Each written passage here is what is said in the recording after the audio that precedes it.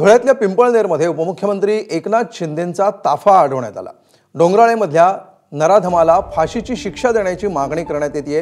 डोंगराळेमधील आरोपीला फाशीची शिक्षा झाल्याशिवाय शांत बसणार नाही असं उपमुख्यमंत्री एकनाथ शिंदे यांनी आश्वासन दिलंय।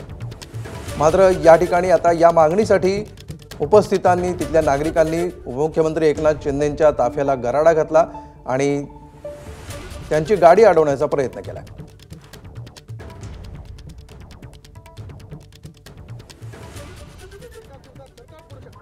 मग एका दिवसात तुम्ही त्या आरोपीला फाशी का नाही देऊ शकत?